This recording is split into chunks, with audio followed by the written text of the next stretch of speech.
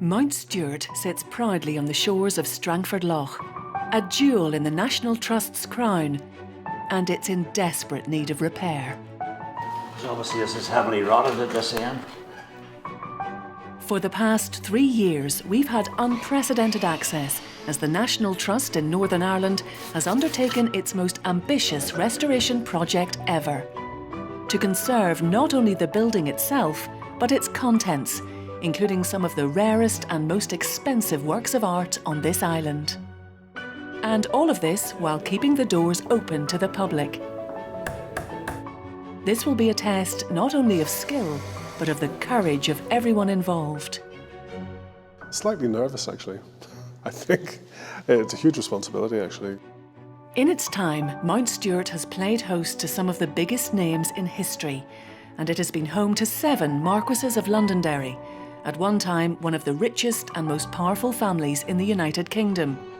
An influential political dynasty that has helped shape modern Europe as we know it. I think this was an outstanding family. It was able to exert influence which most other families could never dream of. Over the next 6 programmes, we will follow the team and their army of conservators and tradesmen as, using methods both old and new, they try to bring this house back to its former glory.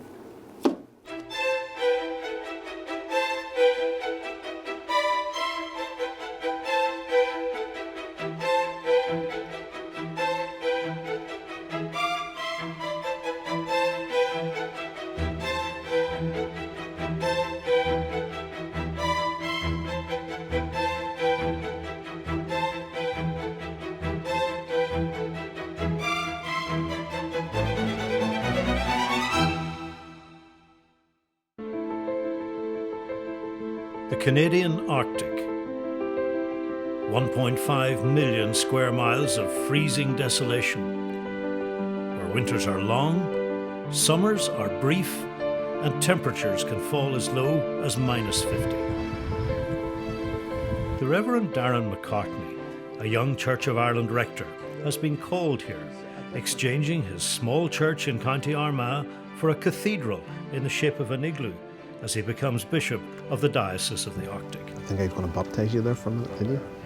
The native Inuit, once known as Eskimo, are warm, welcoming, spiritual people with a proud heritage as skilled, resourceful hunters, living in harmony with the land they love.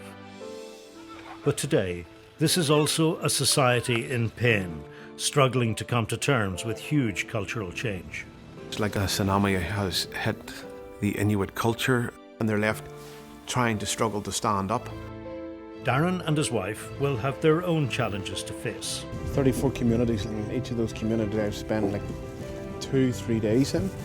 Even today, an Arctic lifestyle is not an easy one. This is no ordinary job. This is a leap of faith.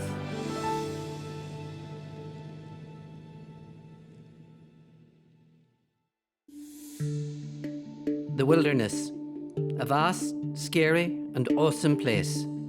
Yet it is the stage for one of the greatest dramas in the world, the encounter of God and Israel.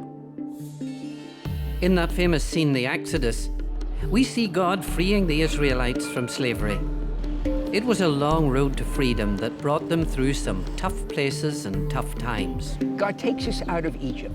Miracle after miracle, splits the sea, the whole came out, and within 2 months he makes the golden calf. I mean, you know, give me a break. But an astounding fact lay behind the intensity of every encounter, the startling revelation that God really wanted to live among his people. God doesn't need a temple, but God says you need a temple. You need a place to come in to be with me. Oh, to shake every bone in your body. I have come to try to trace the steps of this God encounter. This is it. We can go no further. The military patrol stopped us. I'm on a journey to discover if the Bible is really about us getting up to God, or about a God who wants to come down to us. And in this program, my travels are going to take me throughout Israel, following the story of a God who kept coming down to earth.